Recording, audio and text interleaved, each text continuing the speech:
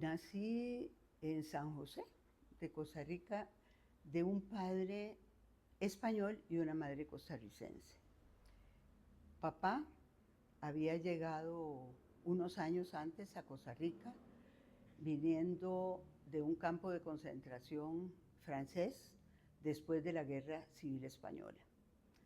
Y mi madre, de una familia muy conocida aquí en Costa Rica, de Francisco María Iglesias, que siempre me ha hecho gracia porque fue el primer graduado de Derecho y de Ciencias Políticas en la Universidad de Santo Tomás, y me hace gracia porque quizás lo de miscelánea, lo de hacer muchas cosas o pensar sobre diferentes facetas de la vida al mismo tiempo, me viene de él.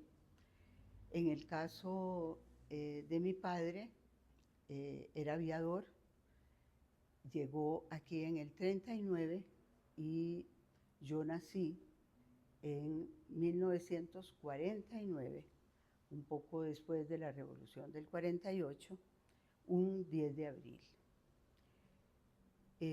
Cuando nací, un tiempito después, mi madre fallece, menos de 2 meses después, y mi padre me deja donde su familia, al tiempo, decide recuperarme y llevarme donde mi abuela paterna. En casa de mi abuela paterna, que solo fuimos mujeres, vivían mi abuela, mi tía, que es la primera ingeniera civil del país, y la segunda en artes dramáticas, graduada en la UCR, y una prima. Así que éramos una casa con 4 mujeres y una abuela que desde que yo llegué a su casa a los 4 meses, hablaba continuamente de cosas trágicas. Era una mujer triste, venía viuda, mi abuelo había muerto en Argelès-sur-Mer, un campo de concentración francés también, donde se había congelado de la cintura para abajo y cuando se descongeló, pues se gangrenó y murió. Ella venía muy dañada de la guerra, había tenido la desgracia de pasar la Primera Guerra Mundial, mi abuelo se había contagiado con la gripe que mató a millones de personas en Europa y luego pasa la época de entreguerras muy fuerte, viene la Guerra Civil Española, completa la pasa ahí, está en un campo de concentración en Francia también, en Orleans, luego llega la Segunda Guerra Mundial, vive toda la Segunda Guerra Mundial y ya no la vive en Francia, sino que Francia las devuelve como vencidas, como rojas, como la parte negativa de España en aquel momento, y tiene que vivir la dictadura de Franco del 39, que vuelve a España, hasta el 47, que tiene la oportunidad de salir. Así que de negro, viuda, hablando todo el tiempo de guerra, de carencias, de exilio.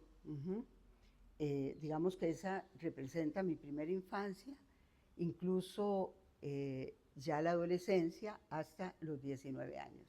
Cuando ella muere ya yo estoy en la universidad, pero después de que ella pasa 10 años en una cama, bueno, resguardada por mi tía Lupe y por la prima y por mí.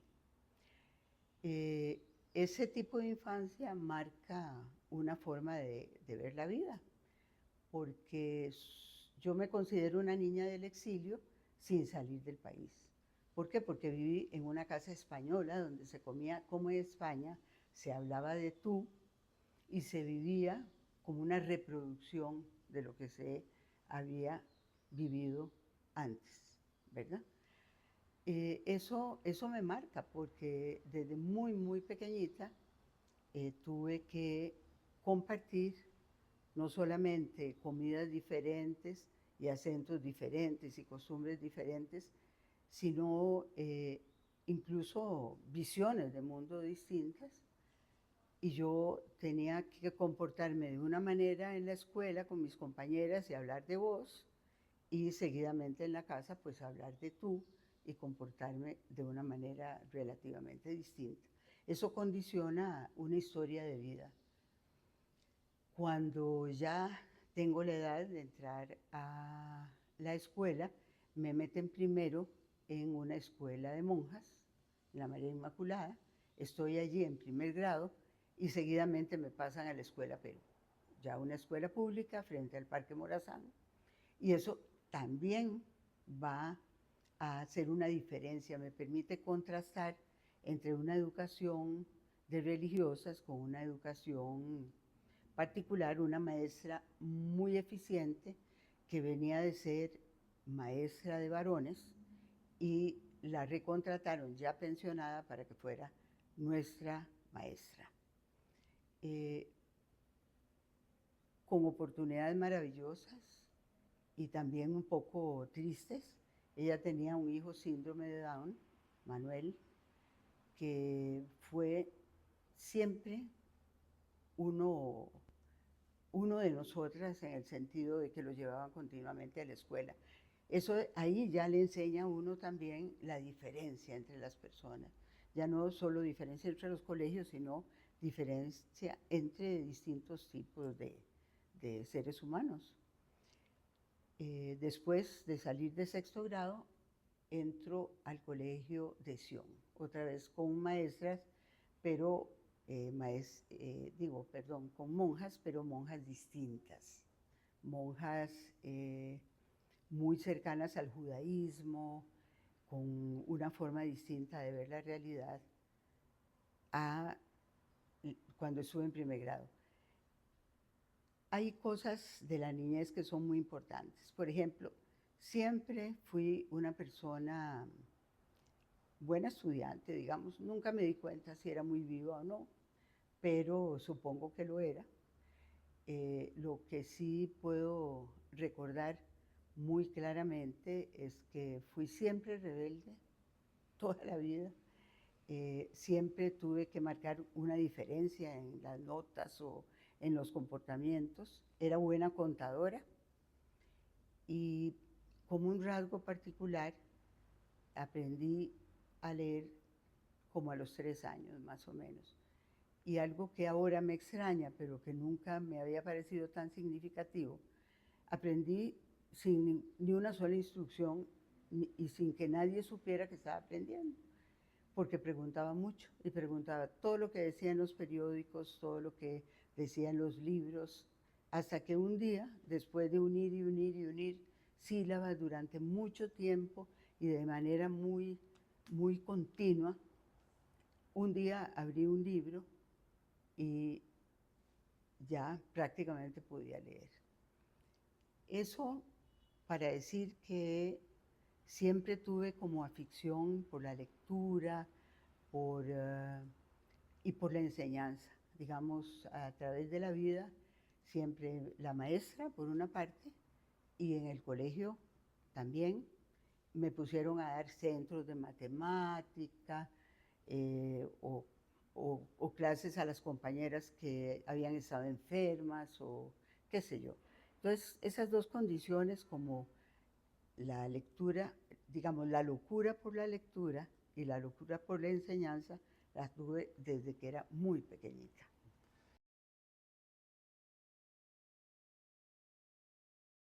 Estaba en tercer año del colegio, desde antes, más bien, yo tenía muy claro que iba a estudiar medicina y que después de medicina iba a hacer una especialidad en psiquiatría. Era lo que yo pensaba. Entonces, a partir de cuarto y quinto año, siempre, cada 2 o 3 sábados iba a ver autopsias al Hospital San Juan de Dios con una persona, un familiar de unos amigos que dijo que estaba bien, que él me recibía ahí, así que yo iba los sábados. Pero además siempre tuve una vocación curiosa para la enseñanza. De tercero a quinto año tuve 4 chicos a cargo, 2 de la Escuela de Enseñanza Especial, 1 del Vargas Calvo y 1 del Napoleón Quesada, que eran 2 adolescentes y 2 niños ciegos. Entonces aprendí braille y todos los días durante la secundaria yo sacaba 2 o 3 horas para hacer resúmenes con la tabla de braille, porque no había máquinas en aquel entonces. Y luego iba a cosas que me marcan también la vida, como al hogar transitorio de la Calderón Muñoz, al Hospital de Niños y al hogar transitorio de Santana. Eso era algo que nunca me faltó. También estaba en el grupo estudiantil católico, la JEC, se llamaba en aquel momento, creo. Y luego estuve siempre en cine y me empeñé desde primer año de colegio, aunque solo aceptaban a partir del tercero, estuve en teatro. Y era la encargada de buses. Así que, digamos que de alguna forma mi vida siempre fue muy polifacética. Hacía muchas cosas al mismo tiempo. Cuando entré a la Universidad de Costa Rica, yo estaba clara que iba para medicina. Hubo una anécdota espantosa aquí en la universidad. Un muchacho haciendo una práctica con otros compañeros dejaron ese viernes a un perro anestesiado y abierto, y cuando yo vine el sábado a estudiar, como el perro aullaba, buscamos cómo abrieran el laboratorio, y esa impresión que yo tuve con el perro determinó que ya no quisiera estudiar medicina. Yo estuve clara que yo no podía con los vivos, maltratar a los vivos. No lo entendí en ese momento, y aunque yo siempre fui muy buena en ciencias, de hecho, para IVA, yo dije, bueno, pues entonces ahora voy a estudiar lo más opuesto a lo que pensaba hacer. Y nada más por rebeldía y tal vez majadería, qué sé yo, decidí estudiar letras. Pero, digamos, sin haber tenido nunca ese interés ni esa vocación. Me nació en ese momento, por rebeldía, cambiar el área. Así que estudié filología, lingüística y literatura en la Universidad de Costa Rica. Luego hice la parte de educación, me pareció importante hacerla, y hice una tesis interesante, por cierto, sobre Gutiérrez Mangel. Fue el autor que yo escogí para hacerlo. Y cuando tuve la oportunidad de ir a hacer un doctorado afuera, escogimos a la Universidad Católica de Lovaina, que era una universidad muy prestigiosa y que tenía 2 ramas, y eso nos parecía interesante. Una rama flamenca y una rama francesa. Nosotros fuimos a la parte francesa. Fue muy complicado ese sistema, porque en el momento en que me dieron la beca, no me dieron la beca, perdón, en el momento en que decidimos irnos a Bélgica, resulta que ya yo tenía 3 niños. Una niña de 7 meses, una de 1 año y 8 meses y un niño de 3 años. Y partimos allá solo con la beca del padre de mis hijos. Eso fue duro, ¿verdad? Fue duro, con 3 niños y una sola beca. La verdad, en aquella época yo me sentí muy molesta, porque quienes dirigían la universidad, pues les pareció que, aunque había sido recomendada para la beca por San Ramón, por filología, por estudios generales y por comunicación, decidieron no darme la beca y que fuera a cargo del marido. Eso implicó que yo no tuve tampoco, la universidad se preocupó en aquel momento de pagar el seguro, así que resultó complicado. Yo no quería letras, entonces dije, quiero ciencias sociales, por lo menos comunicación. Y me dijeron que era imposible pasar de un área a otra.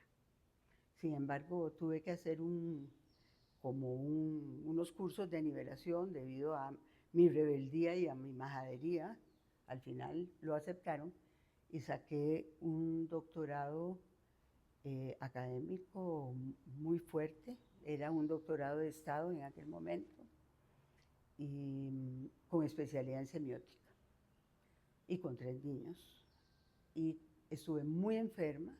En aquel momento no se sabía que tenía lupus eritematoso sistémico. Y incluso tuve que venir a Costa Rica porque allá no se sabía qué era. Y estuve muy grave. Cuando vine, imagínense, sin seguro, ¿verdad? Pero bueno, todo con el tiempo se fue arreglando y no se arregló la enfermedad porque no se arregla, pero pude sacar el doctorado y venir graduada en el año 83.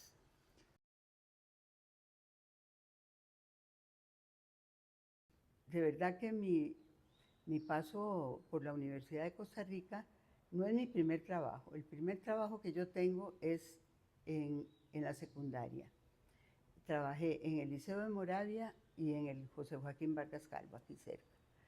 Y trabajé en ambos colegios por inopia. No encontraban quien lo asumiera y luego, no sé, seguro se acostumbraron porque al año siguiente me volvieron a nombrar. Y así que yo, cuando empecé a trabajar en colegio, tenía 19 años. Era muy jovencita, todavía no me hubieran contratado sino si hubiera existido otra persona que lo asumiera, pero tuve la suerte de que nadie lo asumió. Eso fue una excelente experiencia. Luego de esa experiencia, ya yo en primer año, es decir, en estudios generales, empecé a tener una asistencia ya. Fui asistente de varios profesores y recuerdo una anécdota muy bonita porque le hice a uno de los profesores un trabajo, una genealogía de 100 años de soledad.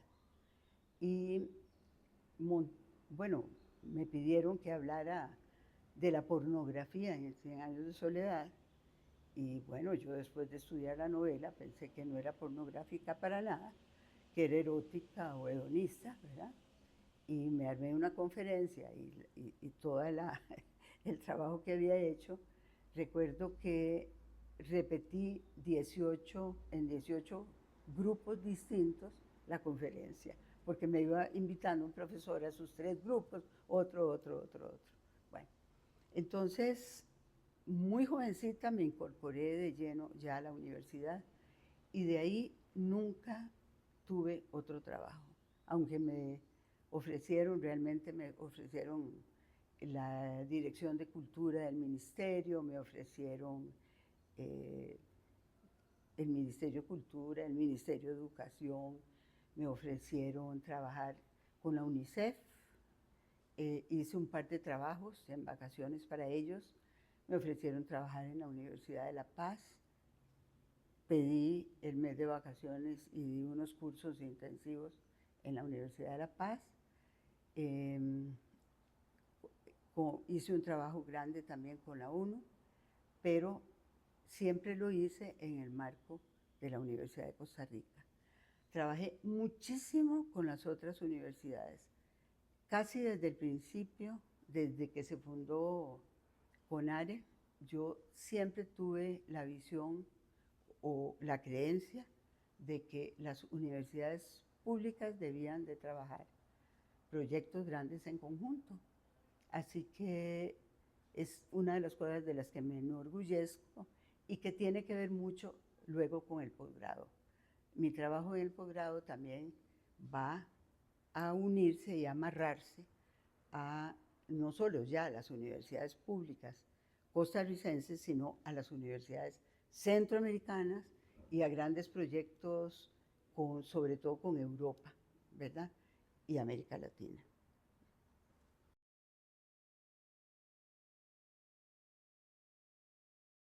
Tal vez para explicar un poco mi paso por el CEP, que ya lo empecé a explicar cuando dije esa vocación centroamericana o centroamericanista, latinoamericanista, y eso ya viene desde antes, desde que daba clases. En primer lugar, porque yo di clases en San Pedro, pero también di clases en San Ramón y participé muchísimo con Limón, con Turrialba, o sea, con Ulfito, con las sedes y los recintos universitarios. El paso por San Ramón fue el más fuerte, porque ahí sí fui profesora de planta. Y aquí trabajé en estudios generales, en la Escuela de Filología y en la Escuela de Comunicación, en grado y en posgrado. Pero no solo eso, sino que desde no sé qué año, tal vez desde como el 85, empezaron a pedirme mucha gente que les dirigiera tesis, no solo de filología y de comunicación, sino yo dirigí tesis de ciencia política, de historia, de psicología, ¿verdad? Entonces, de licenciatura o de posgrado. Eso, porque eso va a marcar mi paso por el CEP. Yo recuerdo una anécdota bien pesada de contar, pesada en todos los sentidos del término. Una vez me llamó el director de filología y me dijo que le hiciera el favor de decirle cuándo habían empezado y cuándo iban a terminar las 27 tesis que dirigía en ese momento. Porque yo siempre dirigía 27 tesis, era el número mágico. Graduaba uno y entraba otro, graduaba otro y entraba otro, porque tenía una cola siempre. Y me acuerdo que ese director me exigió que le dijera eso. Yo le dije que no le iba a poner nada de eso, que le podía poner el nombre de la persona, el nombre de la tesis, pero no principio y final. Y eso a mí me dio una gran versatilidad. Y la otra función que hice mucho, durante mucho tiempo, fue el colaborar con gente para que publicara. Me traían muchas cosas para que las leyera y se las corrigiera o discutiera con ellos. Hice mucho de ese trabajo que yo llamo en negro, porque era trabajo que nadie sabía que existía, pero que existía. Pero eso me fue dando, digamos, una experiencia más colectiva. A punto de una vez en un congreso que participé en España, que me tocó una mesa con un señor muy impertinente.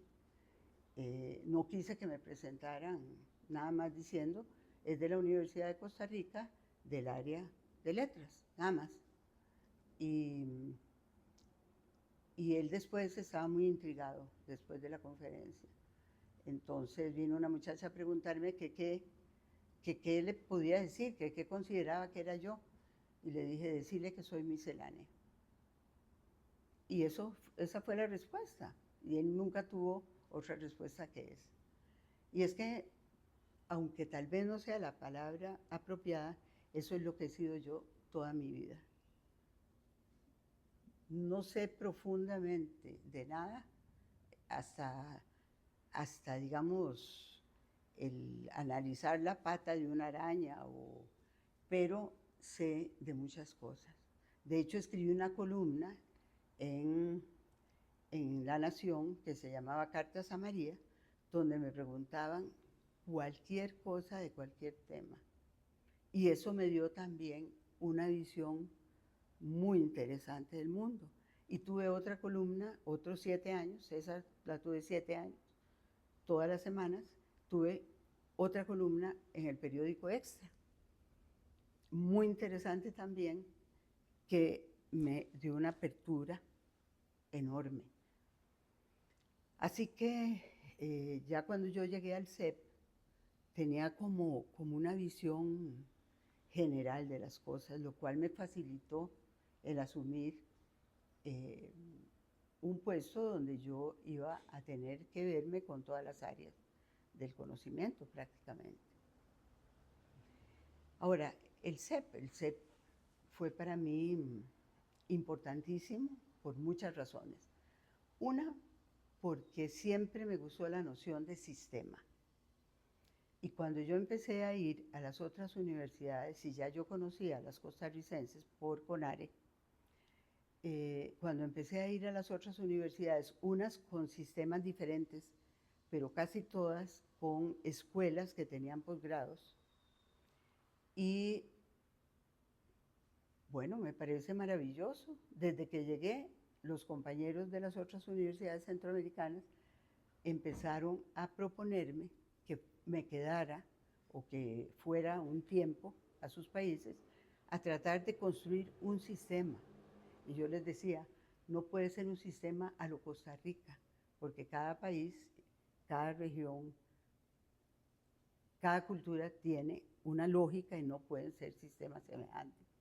Entonces, al final, yo terminé yendo, creo que con excepción de Belice, que también fui a colaborar, pero menos tiempo, fui a colaborar en todos los países a construir sistemas o a mejorar, digamos, relaciones entre los posgrados que tenían las escuelas y las facultades.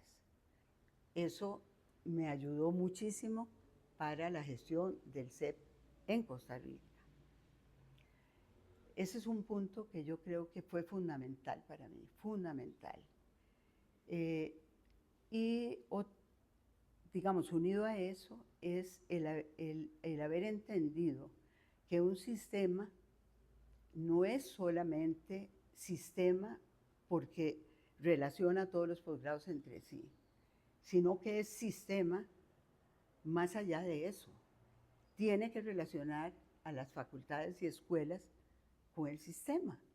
Entonces establecimos una forma de colaboración entre el sistema de posgrado, las escuelas y las facultades, los centros de investigación y los institutos de investigación para, bueno, porque digamos, el posgrado tiene un énfasis fundamental en investigación.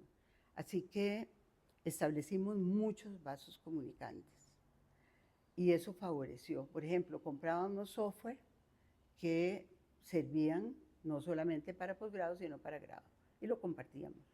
Entonces, iniciaban en grado, y ya cuando nos llegaban a posgrado, ya venían con el manejo del software, por ejemplo. Hubo muchísima colaboración y en ese sentido yo también me siento muy orgullosa de ese paso. No era una competencia entre las escuelas y los posgrados, era una colaboración y un complemento. La tercera cosa es que, digamos que tuve la suerte de que tal vez en algún sueño se me hizo clarísimo que había que hacer un trabajo de mesa y ver qué es lo que tenemos, cuáles son las demandas sociales, cuáles son las necesidades sociales, que no es lo mismo, y un tercer rubro que para mí era fundamental y era cuáles son las necesidades de personas particulares, que a veces uno no entiende, pero que pueden ser formidables. Entonces, entre demandas, necesidades y necedades, traté de ver qué era el sistema que teníamos y dónde estaban los huecos, qué se necesita ahí. Entonces, en mi época, por ejemplo, porque no puedo hablar tanto, se gestaron muchas de las subespecialidades en pediatría, por ejemplo. Había, creo que 2, nada más, y ahí se hizo todo el panorama y se empezaron a trabajar las subespecialidades. Recuerdo, por ejemplo, anestesiología. En aquel momento traían a los chicos en helicóptero, en avioneta, porque no los podían operar allá, porque los anestesiólogos de adultos no se atrevían con los niños. Era muy riesgoso. Entonces, bueno, tomamos anestesiólogos o pediatras y los formamos en anestesiología pediátrica. Ortopedia y traumatología, no es lo mismo, no es lo mismo. Entonces, en especialidades médicas hicimos un trabajo extraordinario que me enorgullece muchísimo. De casi no hablarme los especialistas, porque ¿qué estaba haciendo alguien que no es médico ahí? Hasta tener una profunda relación con el área médica a la que siempre fui. Ese es otro de los factores que creo que fueron muy, muy importantes. La otra área era el doctorado. El doctorado en aquella época había uno, dos había en ese momento. Entonces, bueno, igual me senté sobre la mesa, ¿qué se necesita? Posgrados transdisciplinarios, interdisciplinarios, disciplinarios, con qué énfasis, de qué forma. Estudié el posgrado en todo el mundo a ver qué opciones y qué, bueno. Y por ejemplo, uno de los que me hace sentir más orgullosa fue el de ciencias. Y todavía yo escogía a la gente que consideraba más difícil en aquel momento de que aceptar un doctorado. Pero eso sí, gente de altísimo nivel, gente maravillosa con la que trabajamos durante meses y que consideraban que no se podía hacer doctorado en ciencias, que había que sacar a la gente solo afuera. Y yo eso lo hacía sobre todo por las mujeres, porque las mujeres no es que seamos menos capaces, es que nosotras seguimos a los maridos, pero los maridos no nos siguen a nosotras. Entonces había un 20% de mujeres doctoras y un 80% de hombres. Entonces yo dije, este desequilibrio tiene que romperse por alguna parte. Una de las partes es hacer doctorados acá, pero no doctorados hacia adentro, porque para reproducir lo mismo no tiene sentido. Entonces tenían que irse 6 meses afuera. Perdimos muchos, muchos doctorantes, porque la verdad es que la Universidad de Costa Rica es tan buena que esos chicos iban afuera y les daban beca para que siguieran allá. Hubo gente que me criticó muchísimo, yo le decía, pero ¿qué más queremos? Yo estoy feliz, captaron otro, formaron otro. Así que todavía recuerdo el día que Tony, un profesor de veterinaria de la Universidad Nacional, porque también tenía incorporada gente de, de alto nivel de otras universidades, se rió, me volvió a ver y me dijo, si no puedes con el enemigo, únetele. Ahí tenés las becas Karolinska para el posgrado. Y seguidamente el otro dijo, pues tenés también las de Alemania y ahí empezamos con el posgrado en ciencias. Pero bueno, también armamos otros posgrados bien importantes en ciencias sociales, ¿verdad? Bastante comprensivos y hicimos algunas relaciones muy buenas, por ejemplo, con la Universidad Nacional, la maestría en estudios de la mujer, teníamos profesores de las dos universidades, hicimos experiencias maravillosas, digamos, un poco distintas a lo que existía hasta ese momento. Ese es otro punto importante. En relación con las maestrías, fue una época muy controversial porque estaba la maestría académica y se abrió en ese momento la maestría profesional. Entonces, todavía hoy a veces no se entiende lo que es la maestría profesional y hacen que la gente haga tesis disfrazadas, ¿verdad? Y siguen haciendo, entonces, tesis iguales que las académicas, pero disfrazadas. En aquel momento, aunque yo soy una persona muy rigurosa, bueno, eso dicen, en aquel momento yo entendía que estábamos exigiéndole en algunas áreas a la gente hacer tesis de maestría que eran tesis de doctorado en cualquier parte del mundo. Entonces, no era bajarle la calidad, era bajar la intensidad o el largo o el tamaño del trabajo que se hacía para equilibrarlo con lo que mundialmente se considera una maestría y llevar entonces al otro nivel el doctorado. Creo que en eso avanzamos. Y la otra controversia muy grande fue entre los posgrados financiados normalmente y los con financiamiento complementario, como le pusimos, porque querían que se llamaran autofinanciados, y yo nunca estuve de acuerdo con eso, sino con financiamiento complementario. Fue muy controversial, todavía sigue siéndolo en algunas áreas, pero también fue importante. Otra cosa que me enorgullece es, para esos programas con financiamiento complementario, haber abierto becas, porque había gente que no, digamos que no podía asumirlo, o por el tipo de profesión, o porque no tenía trabajo y se le hicieron los estudios a cada uno, pero hubo mucha gente que tuvo en ese momento oportunidad. Tal vez tendría que decir dos cosas. Una es que yo pude ser la segunda vez decana de posgrado de manera continua eh, solamente por una cosa, y es porque yo trabajaba en dos áreas, ciencias sociales y letras, un 49-51%, asumiendo además, cuando me hicieron el estudio, 5 tiempos completos y un cuarto. Eso es lo que yo trabajaba para la universidad. Y no lo hice yo el estudio, por cierto.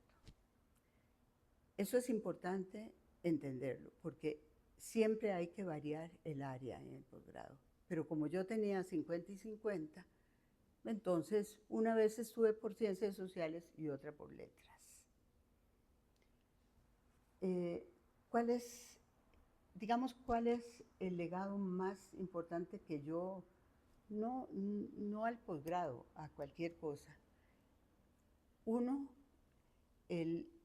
yo nunca acepté ningún puesto de poder hasta que tuve en las manos la pensión, porque yo considero que el poder tuerce muchos caminos y yo quería tener madurez para que no me torciera ningún camino. Entonces yo lo asumí ya con madurez, lo cual es una trampa mortal, porque tenía más opciones que otras personas que no tenían madurez, pero que no entendieron eso. Yo lo entendí. Segundo, porque desde que yo asumí, el primer día que llegué al CEP, le dije a la jefe administrativa, que era Guadalupe Hernández, le dije: Guadalupe, yo quiero que usted entienda una cosa, usted me va a ayudar a mí. El día que usted sienta que María se está convirtiendo en decana, me jala el cable a tierra, porque María va a seguir siendo, hasta que se muera, decana solo por un tiempo, como cualquier otro puesto. Yo creo que el mayor legado que yo puedo dejar es que las personas entiendan que lo más importante para un ser humano es ser persona, no ser un puesto, no ser un título, no ser un premio, sino una persona integral.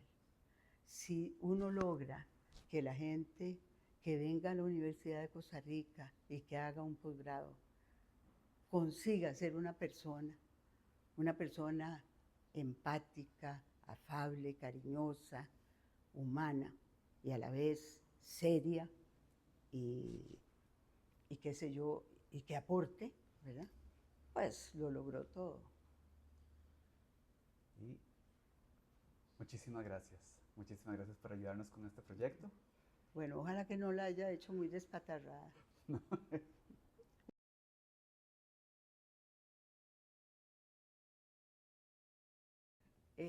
Lo más importante para mí es la ética, no la cuadratura del círculo. O sea, los reglamentos están hechos para organizar, no para constreñir a la gente, ni para no permitir las diferencias, ¿verdad? Más allá de las regulaciones normales.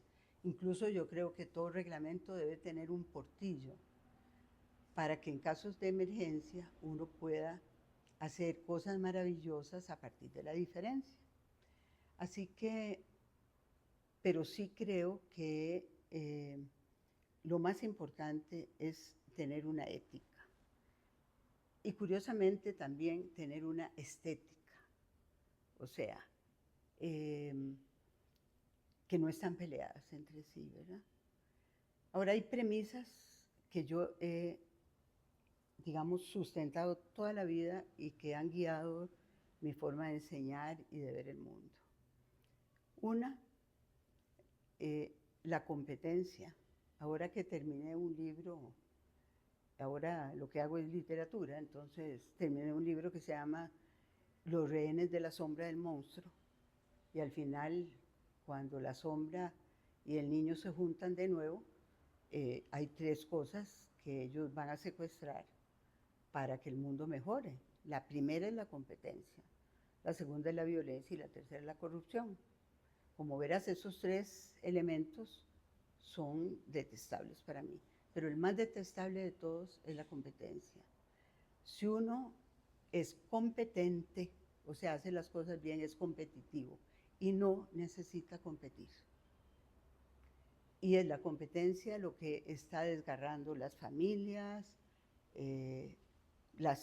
digamos, los trabajos.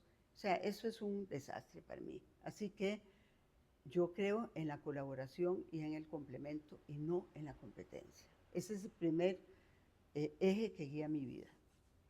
Un segundo eje que para mí es muy importante es al conocimiento por el placer. Nadie ha dicho que tenga que ser doloroso el conocimiento. Puede ser muy placentero y muy serio a la vez, ¿verdad? Creo que ese es un principio que me ha regido a mí siempre. Las clases tienen que ser divertidas, agradables. Un tercer principio es que yo no creo en la inteligencia racional. La inteligencia racional ayuda y existe, y que dicha que existe y eso enmarca y colabora. Pero la inteligencia afectiva es fundamental. O sea, si uno no, como dicen por ahí, ¿verdad? No conecta el cerebro con la lengua, ¿verdad?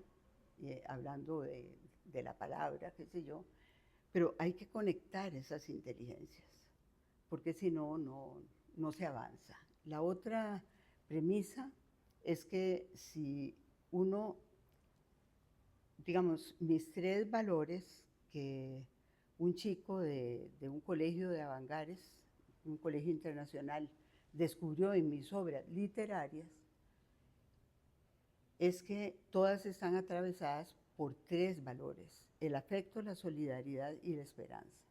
Y es que eso soy yo. Entonces, a través de mi vida, yo he trabajado a partir del afecto, la solidaridad y la esperanza. ¿Por qué? Porque eso tiene que ver con colaboración y complemento, tiene que ver con inteligencia emotiva y tiene que ver con futuro. Si no hay esperanza, no hay futuro. Entonces, hay una serie de valores que sí, que van a atravesar toda, digamos, toda mi experiencia en el posgrado y que siguen atravesando mi literatura.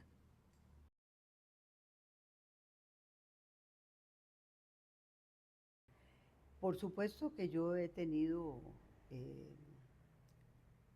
muchas cosas que me gustan. Una es la naturaleza. Eh, de verdad que al lado de todo eso que te he dicho, para mí la naturaleza es fundamental. Yo disfruto muchísimo ir a la parte de Guanacaste, ir a la parte del Caribe, ¿verdad? Esos son como mis 2 puntos, aunque brinque por San Carlos y vaya a otros lugares, pero esos 2 me balancean, los 2 mares. Y de hecho mi literatura está también hecha entre los 2 mares, aunque tenga una serie, digamos, dedicada a hacer historia de vida cotidiana, y es historia de vida cotidiana aquí en San José, donde yo hice mi escuela. Pero la naturaleza es para mí básica y fundamental. De hecho, igual que tengo una gran empatía con los niños, con las gentes mayores, y la tengo con los animales. Cuanto más raros, más empatía. Peces, pájaros, cosas que a mí misma me sorprenden. Es algo que disfruto muchísimo. Yo converso con los animales, siento que me responden y no estoy loca, se los aseguro. Solo que hay un conecte especial con la naturaleza. Ese para mí es más que un hobby, es una forma de estar asentado en la vida. ¿Bueno? Por supuesto, otra cosa que para mí es fundamental es quizás la más importante ahora, la literatura. Tengo 23 obras literarias escritas, 3 que ya están en editoriales aceptadas y 34 en la computadora prácticamente a 80-90% listas, lo cual implica que ha sido probablemente un hobby eterno. Seguro desde que nací estoy escribiendo, solo que empecé a escribir realmente como escriben los seres humanos normales a partir, los 2 primeros libros tenía 4 meses menos que 60 años, así que yo empecé muy tarde con la literatura. No vamos a decir por qué, porque todo el mundo lo sabe. Yo por inseguridad y por no creerme que podía ser una persona que escribiera literatura, pero también porque uno tiene que ver por los hijos, por la comida, bueno, por la mosca que pasa y el mundo que respira, es así. Así que en literatura creo que es fundamental hacer una literatura positiva, que construya, que diga algo. Yo creo que cualquiera que lea hasta la obra más sencilla de las mías encontrará que son filosóficas, psicológicas, sociales y que tienen temas fundamentales. Si no está por ahí la muerte, está por ahí, como decía antes, la competencia, o está por ahí el intento de construir o de experimentar. Digamos, quizás otro de mis hobbies es la experimentación. Entonces, mis parejas, mis libros de amor, nunca voy a tener el punto de vista de una persona, porque una pareja son 2. Entonces, en mis obras de parejas está un lado de la pareja y el otro lado de la pareja, y entre los dos forman una sola historia. Bueno, eso yo no lo he visto en otras literaturas, pero ahí está. O mezclar cuento, poema y teatro, por ejemplo. Tengo 2 libros que yo los llamo Cuenta Poemas en Escena. Así que yo creo que cada tema, de alguna manera, exige una forma distinta de tratarlo. Creo, como he sido de comunicación y de literatura, todos o prácticamente casi todos mis libros están dibujados, ilustrados, pero más que ilustrados, le regalan al lector un texto en letra y otro texto en imagen. ¿Por qué? Porque esa es parte de lo que me gusta a mí del trabajo interartes. Me gusta el trabajo interuniversidades, me gusta el trabajo interregiones, ¿verdad? Es algo que, bueno, que es solidaridad y además es complemento. Así que te podría decir que en esta etapa de la vida, que ya es una etapa pues final, tengo 76 años en este momento, solo tengo 3 objetivos clarísimos. El primero, seguir queriendo a quienes quiero y atendiéndolos y preocupándome por ellos. Segundo, viajar. Y tercero, escribir.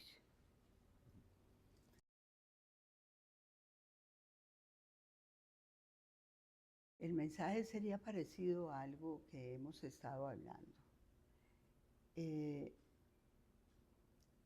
Primero, que la maestría para mí es profundizar en un aspecto de lo que ya vienen estudiando.